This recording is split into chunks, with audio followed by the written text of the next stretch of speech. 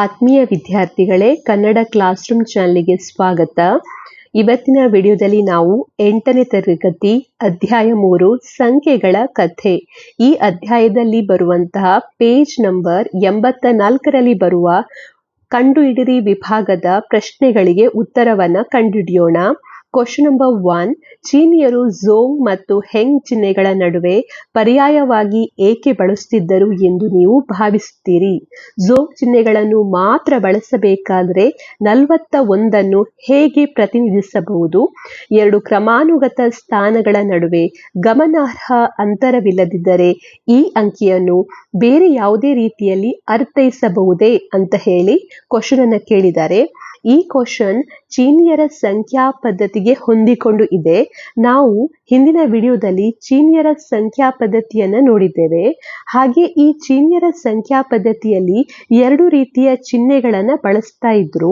ಒಂದು ಚಿಹ್ನೆಯನ್ನ ನಾವು ಝೋಂಗ್ ಅಂತ ಹೇಳ್ತೇವೆ, ಹಾಗೆ ಇನ್ನೊಂದು ಚಿಹ್ನೆಯನ್ನ ಹೆಂಗ್ ಅಂತ ಹೇಳ್ತೇವೆ.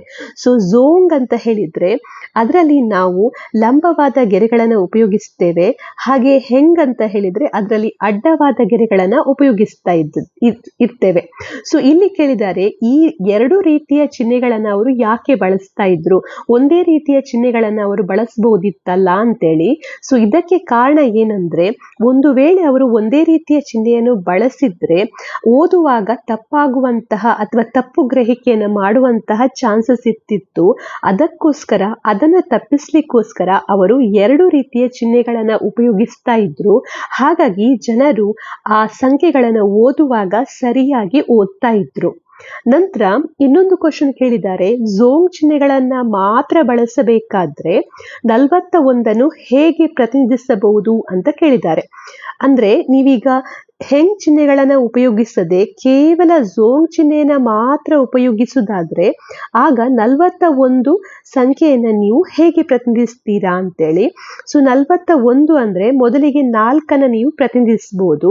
ಸೊ 4 ಅಂತ ಹೇಳಿದ್ರೆ ಈ ರೀತಿಯಲ್ಲಿ 4, ಹಾಗೆ ಅದರ ನಂತರ ಬರುವಂತದ್ದು 1 ಇದೆ. ಸೊ ಅದನ್ನ ಈ ರೀತಿಯಲ್ಲಿ ಪ್ರತಿನಿಧಿಸಬಹುದು ಕೇವಲ ಝೋಂಗ್ ಚಿಹ್ನೆಯನ್ನ ಮಾತ್ರ ಉಪಯೋಗಿಸಿ.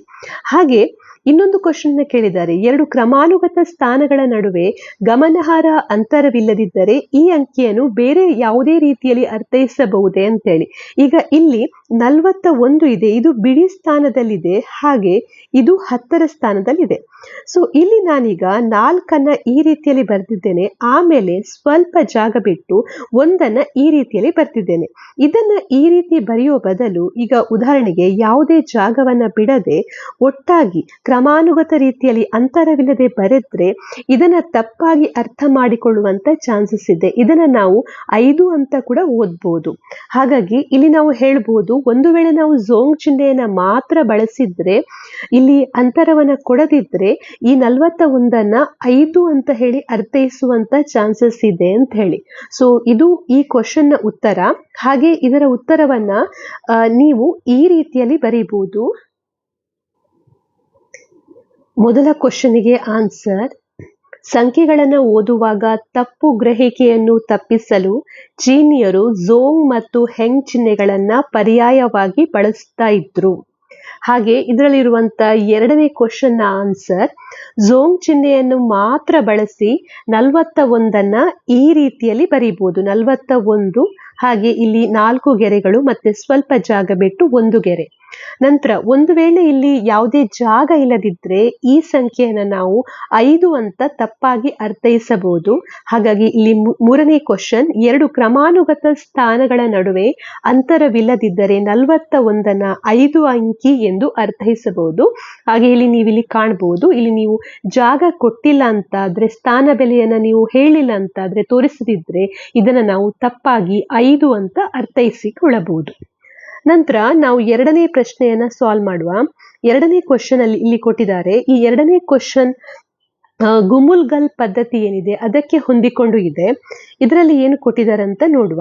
ಉಕಾಸರ್ ಮತ್ತು ಉರಾಪೋನ್ ಅನ್ನೋ ಅಂಕಿಗಳನ್ನು ಬಳಸಿಕೊಂಡು ಆಧಾರ 2 ಸ್ಥಾನ ಬೆಲೆ ಪದ್ಧತಿಯನ್ನು ರೂಪಿಸಿ ಈ ಪದ್ಧತಿಯನ್ನು ಗುಮುಲ್ಗಲ್ನ ಪದ್ಧತಿಯೊಂದಿಗೆ ಹೋಲಿಕೆ ಮಾಡಿ ಅಂತ ಹೇಳಿದ್ದಾರೆ.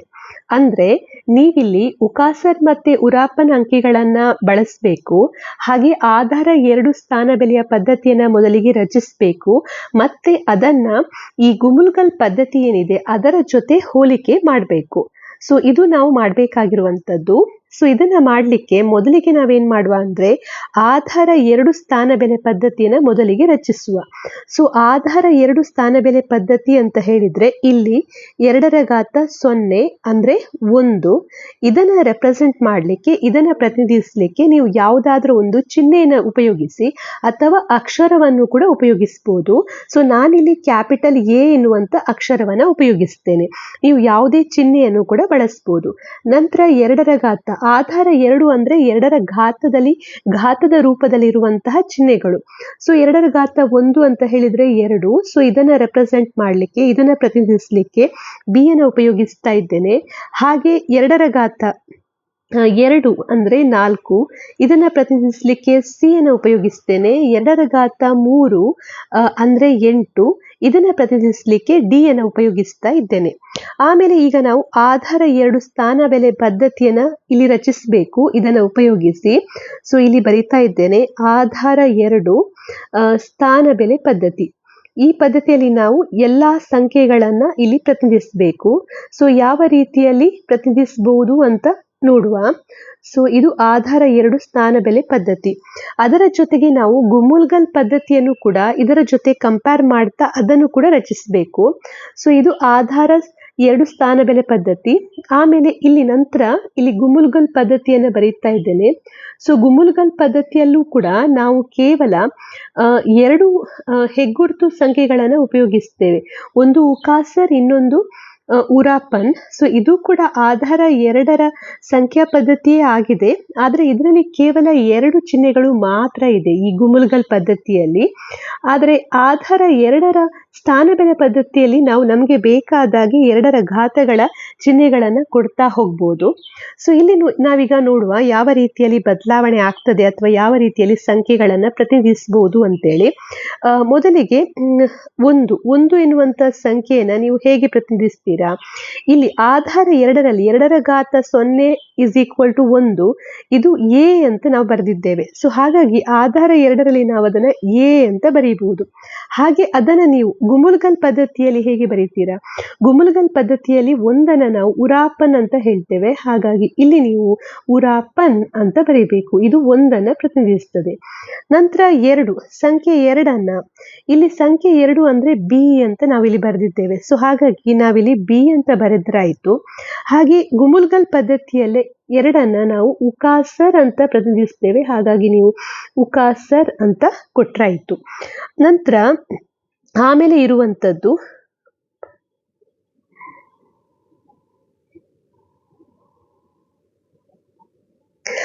ನಂತರ ಇರುವಂತದ್ದು 3. ಸೊ 3 ಸಂಖ್ಯೆಯನ್ನ ಹೇಗೆ ಪ್ರತಿನಿಧಿಸಬಹುದು? ಇದು ಬಿ ಎನ್ನುವಂಥದ್ದು 2, ಹಾಗೆ ಎ ಎನ್ನುವಂಥದ್ದು 1. ಸೊ ಬಿ ಮತ್ತೆ ಎ ಅನ್ನ ನಾವು ಬರೀಬಹುದು. ಸೊ 2 + 1 ಅಂದ್ರೆ 3. ಹಾಗೆ ಇಲ್ಲಿ ನಾವು ಹೇಗೆ ಬರೀಬಹುದು? ಇಲ್ಲಿ ನಾವು ಉಕಾಸರ್, ಆಮೇಲೆ ಉಕಾಸರ್ ಅಂದ್ರೆ 2, ಹಾಗೆ ನೆಕ್ಸ್ಟ್ ನಾವು ಉರಾಪಾನ್ ಅಂತ ಬರೀಬಹುದು. ಸೊ ಹಾಗಾಗಿ ಇದು ನಿಮ್ಗೆ ಏನನ್ನ ಕೊಡ್ತದೆ? ಇದು ನಿಮ್ಗೆ 3ಅನ್ನ ಕೊಡ್ತದೆ. ನಂತರ ನಾವು 4ಅನ್ನ ಪ್ರತಿನಿಧಿಸಬೇಕು. 4 ಅಂದ್ರೆ ಇದರಲ್ಲಿ ಸಿ ಆಗಿದೆ. ಸೊ ನೇರವಾಗಿ ಸಿ ಅನ್ನ ಬರೀತಾ ಇದ್ದೇನೆ. ಹಾಗೆ ನೀವು ಇದರಲ್ಲಿ 2 ಸಲ ಉಕಾಸರನ್ನ ಬರೆದಾಯ್ತು. ಉಕಾಸರ್ ಅಂದ್ರೆ 2. ಸೊ 2 + 2, ಸೊ ಉಕಾಸರ್ ಪ್ಲಸ್ ಉಕಾಸರ್ ಅಂದ್ರೆ ಇದು 4ಅನ್ನ ಕೊಡ್ತದೆ. ಆಮೇಲೆ ಇರುವಂತದ್ದು 5. ಸೊ 5ಅನ್ನ 4 + 1 ಅಂದ್ರೆ ಸಿ, ಮತ್ತೆ 1 ಅಂದ್ರೆ ಎ. ಸೊ ಸಿ ಮತ್ತೆ ಎ ಈ ರೀತಿಯಲ್ಲಿ ಬರೀಬಹುದು ಆಧಾರ 2ರ ಪದ್ಧತಿಯಲ್ಲಿ. ಹಾಗೆ ಇದರಲ್ಲಿ 5ಅನ್ನ ಉಕಾಸರ್ ಮತ್ತೆ ಉರಾಪನ್, ಉಕಾಸರ್, ಉಕಾಸರ್ ಮತ್ತೆ ಉರಾಪನ್ ಅಂತ ಬರೀಬಹುದು. ಯಾಕೆಂದ್ರೆ ಉಕಾಸರನ್ನ ನೀವು ಒಂದು ಸಲ ಬರೆದ್ರೆ 2 ಪ್ರತಿನಿಧಿಸ್ತದೆ, 2 ಸಲ ಬರೆದ್ರೆ 4 ಪ್ರತಿನಿಧಿಸ್ತದೆ. ನಂತರ ಉರಾಪನ್ ಅಂದ್ರೆ 5. ಸೊ ಈ ರೀತಿಯಲ್ಲಿ ಬರೀಬಹುದು. ಆಮೇಲೆ 6, ಸಂಖ್ಯೆ 6 ಸಿ ಅಂತ ಹೇಳಿದ್ರೆ 4 ಮತ್ತೆ 2, ಸೊ ಬಿ, ಈ ರೀತಿಯಲ್ಲಿ ಪ್ರತಿನಿಧಿಸಬಹುದು. ಹಾಗೆ ಇಲ್ಲಿ ಅದನ್ನ ಉಕಾಸರ್, ಉಕಾಸರ್, ಉಕಾಸರ್ ಇದನ್ನ 3 ಸಲ ಬರೆದ್ರಾಯ್ತು. ಯಾಕೆಂದ್ರೆ ಪ್ರತಿ ಉಕಾಸರ್ 2 ಪ್ರತಿನಿಧಿಸ್ತದೆ. 2 + 2 + 2 ಅಂದ್ರೆ ಇದು 6 ಪ್ರತಿನಿಧಿಸ್ತದೆ. ನಂತರ ಬರುವಂತದ್ದು 7. ಸೊ 7 ನೀವು ಸಿ, ಬಿ ಇದು 6 ಪ್ರತಿನಿಧಿಸ್ತದೆ. ಆಮೇಲೆ ಎ ಅಂದ್ರೆ 1, ಸೊ ಇದು 7 ಪ್ರತಿನಿಧಿಸ್ತದೆ. ಹಾಗೆ ಇಲ್ಲಿ ಇದನ್ನ ಹೇಗೆ ಬರೀಬಹುದು? ಇಲ್ಲಿ ಇದನ್ನ ಉಕಾಸರ್, ಉಕಾಸರ್ 4, ಮತ್ತೊಮ್ಮೆ ಉಕಾಸರ್ 6, ಹಾಗೆ ಕೊನೆಗೆ 1 ಅಂದ್ರೆ ಉರಾಪನ್. ಸೊ ಉರಾಪನ್ ಅಂತ ಬರೀಬಹುದು. ನಂತರ 8 ಪ್ರತಿನಿಧಿಸಲಿಕ್ಕೆ ಇಲ್ಲಿ ನೇರವಾಗಿ ಡಿ ಅಂತ ನಾವು ತೆಗೆದುಕೊಂಡಿದ್ದೇವೆ, ಹಾಗಾಗಿ ಡಿ ಅಂತ ಬರೆದ್ರಾಯ್ತು. ಹಾಗೆ ಇಲ್ಲಿ 8 ಪ್ರತಿನಿಧಿಸಲಿಕ್ಕೆ ನೀವು ಉಕಾಸರ್, ಉಕಾಸರ್ ಏನಿದೆ ಇದನ್ನ 4 ಸಲ ಬರೀಬೇಕು. ಉಕಾಸರ್, ಒಂದೊಂದು ಉಕಾಸರ್ 2 ಪ್ರತಿನಿಧಿಸ್ತದೆ. 2 + 2 4, 4 + 2 6, ಹಾಗೆ 6 + 2 ಅಂದ್ರೆ 8. ಸೊ ಇದು 8 ಪ್ರತಿನಿಧಿಸ್ತದೆ. ಸೊ ಈ ರೀತಿಯಲ್ಲಿ ನೀವು ಇಲ್ಲಿ ನೋಡ್ಬೋದು. ಸೊ ಇಲ್ಲಿ ನೀವು ಗಮನಿಸಿರಬೇಕಾಗಿರುವಂತ ಒಂದು ಹೋಲಿಕೆ ಅಂದ್ರೆ, ಎರಡೂ ಪದ್ಧತಿಯಲ್ಲೂ ಕೂಡ ನಾವು ಆಧಾರ ಎಷ್ಟನ್ನು ಉಪಯೋಗಿಸ್ತೇವೆ? 2 ಉಪಯೋಗಿಸ್ತೇವೆ. ಈ ಗುಮುಲ್ಗಲ್ ಪದ್ಧತಿಯನ್ನ ನೀವು ಗಮನಿಸಿದ್ರೆ ಇದರಲ್ಲಿ ಉಕಾಸರ್ ಇದೆ, ಉರಾಪನ್ ಇದೆ, ಅಂದ್ರೆ 2 ಹೆಗ್ಗುರುತು ಸಂಖ್ಯೆಗಳಿವೆ. ಹಾಗೆ ಆಧಾರ 2ರ ಸ್ಥಾನ ಬೆಲೆ ಪದ್ಧತಿಯಲ್ಲೂ ಕೂಡ ನಾವು ಆಧಾರ 2 ಉಪಯೋಗಿಸ್ತೇವೆ. ಇಲ್ಲಿ ಕೂಡ ಆಧಾರ 2, ಇಲ್ಲಿ ಕೂಡ ಆಧಾರ 2. ಆದ್ರೆ ನೀವು ಹೆಗ್ಗುರುತು ಸಂಖ್ಯೆಗಳನ್ನ ಗಮನಿಸಿದ್ರೆ ಗುಮುಲ್ಗಲ್ ಪದ್ಧತಿಯಲ್ಲಿ 2 ಹೆಗ್ಗುರುತು ಸಂಖ್ಯೆಗಳಿವೆ, ಉರಾಪನ್ ಮತ್ತೆ ಉಕಾಸರ್ ಕೇವಲ 2 ಮಾತ್ರ ಇದೆ. ಆದ್ರೆ ಆಧಾರ 2ರ ಸ್ಥಾನ ಬೆಲೆ ಪದ್ಧತಿಯಲ್ಲಿ ನಮಗೆ ಬೇಕಾದಾಗೆ ನಾವು 2ರ ಘಾತಗಳನ್ನು ತೆಗೆದುಕೊಂಡು ಚಿಹ್ನೆಗಳನ್ನ ಕೊಡ್ತಾ ಹೋಗ್ಬೋದು. ಸೊ ಈ ಆಧಾರ 2 ಸ್ಥಾನ ಬೆಲೆ ಪದ್ಧತಿಯಲ್ಲಿ ಅನೇಕ ಹೆಗ್ಗುರುತು ಸಂಖ್ಯೆಗಳಿವೆ ಅಂತ ನೀವು ಇಲ್ಲಿ ಹೇಳ್ಬೋದು. ಸೊ ಇದರ ಉತ್ತರವನ್ನ ನೀವಿಲ್ಲಿ ಕೊನೆಗೆ ಬರೀಬಹುದು. ಈ ರೀತಿ ಹೋಲಿಕೆಯನ್ನ ಈ ರೀತಿಯಲ್ಲಿ ಬರೀಬಹುದು. 2 ಪದ್ಧತಿಗಳು ಆಧಾರ 2 ಹೊಂದಿದೆ. 2ರಲ್ಲೂ ಕೂಡ ಆಧಾರ 2 ಆಗಿದೆ. ಆದ್ರೆ ಆಧಾರ 2 ಸ್ಥಾನ ಬೆಲೆ ಪದ್ಧತಿಯು ಅನೇಕ ಹೆಗ್ಗುರುತು ಸಂಖ್ಯೆಗಳನ್ನು ಹೊಂದಿದೆ. 2ರ ಘಾತದ ರೂಪದಲ್ಲಿ ನಾವು ಅನೇಕ ಸಂಖ್ಯೆಗಳನ್ನ, ಚಿಹ್ನೆಗಳನ್ನ ರಚಿಸಬಹುದು. ಆದ್ರೆ ಗುಮುಲ್ಗಲ್ ಪದ್ಧತಿಯಲ್ಲಿ ನೀವು ಕೇವಲ 2 ಹೆಗ್ಗುರುತು ಸಂಖ್ಯೆಗಳನ್ನ ನೋಡ್ಬೋದು, ಉಕಾಸರ್ ಮತ್ತೆ ಉರಾಪನ್. ಸೊ ಇದು 2 ಸಂಖ್ಯಾ ಪದ್ಧತಿಯ ಹೋಲಿಕೆ.